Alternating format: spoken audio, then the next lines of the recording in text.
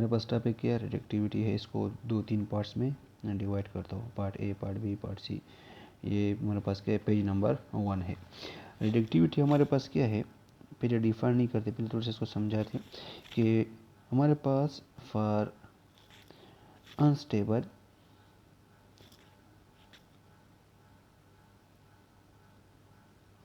Unstable nuclei और हमारे पास क्या है, अनस्टेबल न्यूक्लियाई है, या हमारे पास क्या है, एलिमेंट है जिसका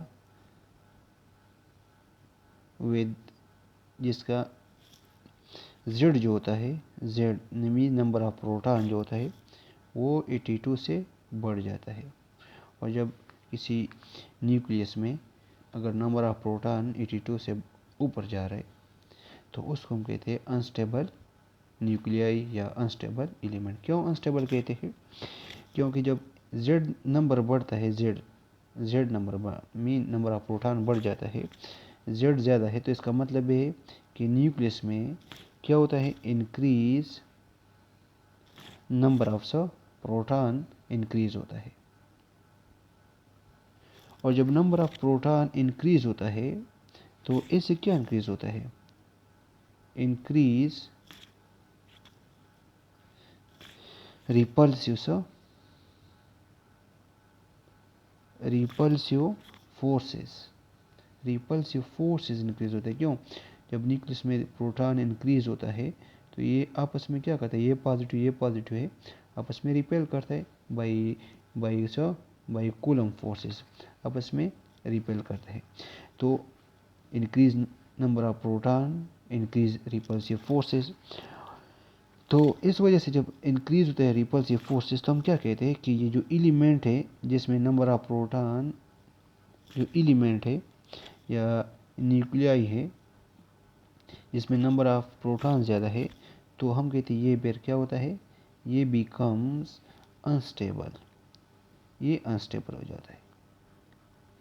जब नंबर ऑफ प्रोटॉन बढ़ता है, रिपल्सिव फोर्सेस इनसाइड बढ़ जाता है, जब रिपल्सिव फोर्सेस बढ़ जाते हैं तो हम कहते हैं ये न्यूक्लियाई या एलिमेंट अनस्टेबल होता है। अब जब अनस्टेबल हो गया तो आगे क्या होता है, तो अनस्टेबल जब होता है, क्योंकि हर चीज़ जाता है from unstable to stable state, तो ये न्यूक्लियाई चाहता है कि मैं स्टेबल स्टेट पे जाऊँ, तो वो क्या करता है, तो ये न्यूक्लियाई क्या करता है, डिसइंटीग्रेट होता है, डिसइंटीग्रेशन।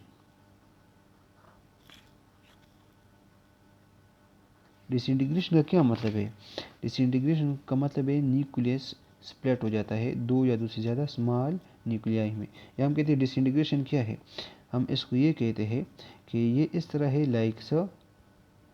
Like evaporation.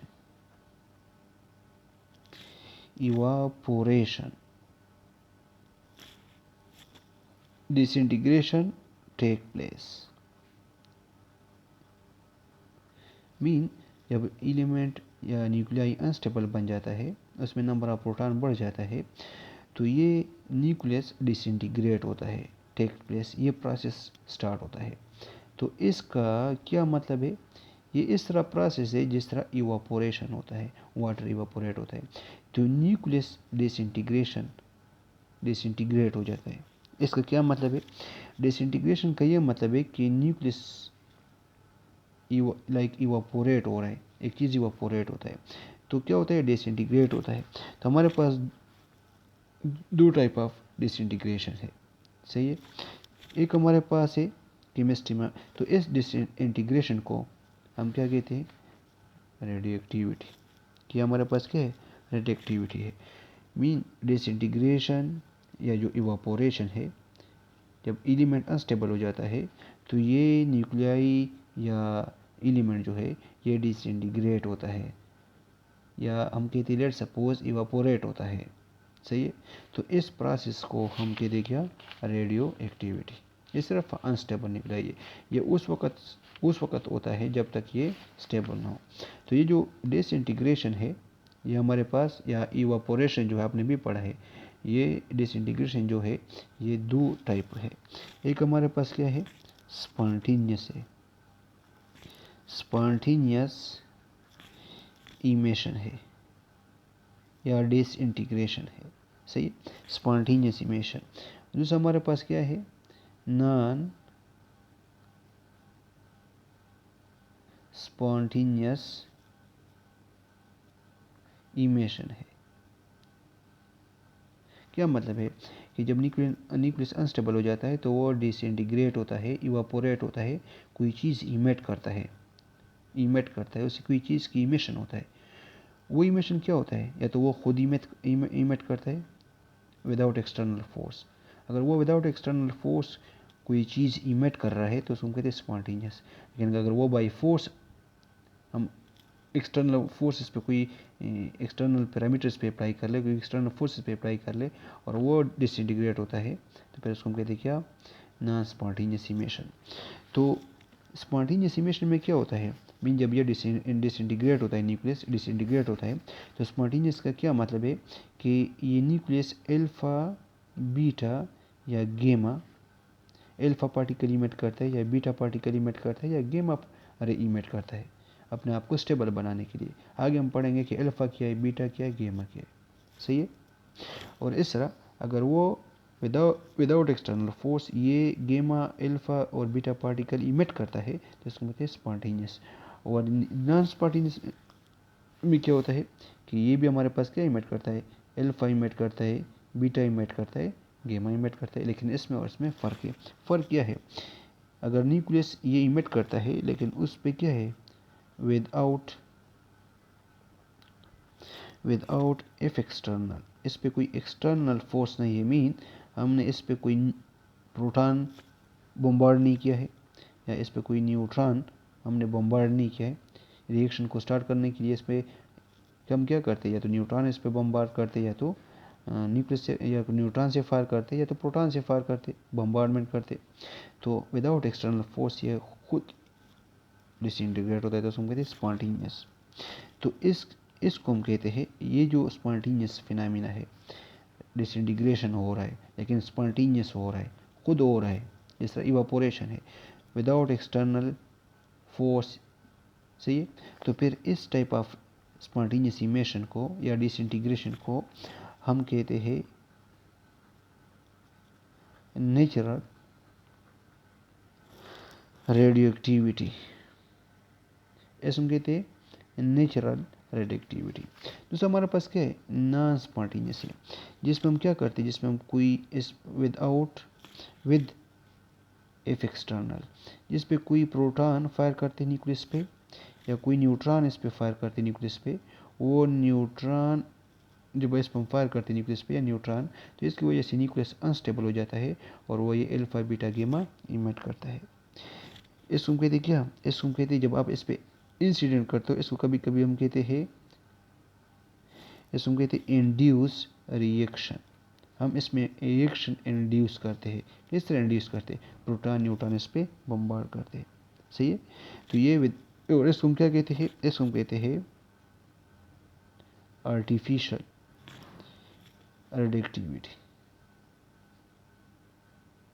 इसको कहते हैं आर्टिफिशियल रेडिएक्टिविटी।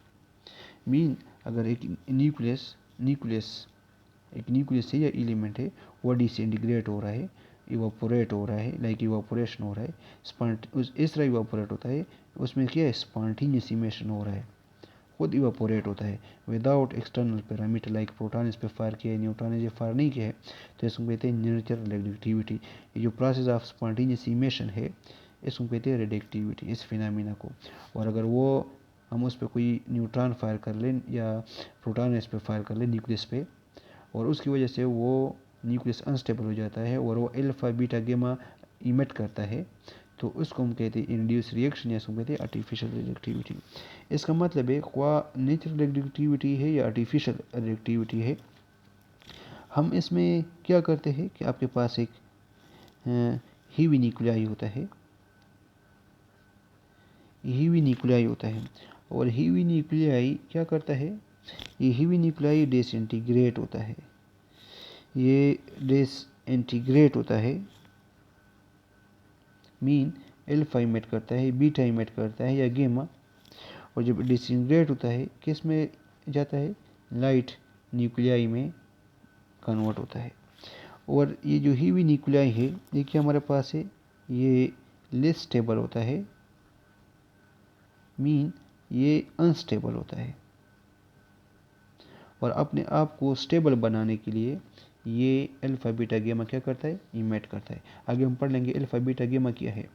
और ये क्या होता है, ये जब लाइट न्यूक्लियाई से बनता है ये हमारे पास मोर स्टेबल हो जाता है। मोर स्टेबल मीन हर चीज़ जाता है from unstable state to stable state. अब किस तरह जाएगा, तो जब ये स्टेबल स्टेट पे जाता है तो क्या इमिट करता है, कुछ रेडिएशन, कुछ पार्टिकल, गेमा पार्टिकल, बीटा पार्टिकल या गेमा रेडिएशन इमिट करता है अपने आप को स्टेबल बनाने के लिए।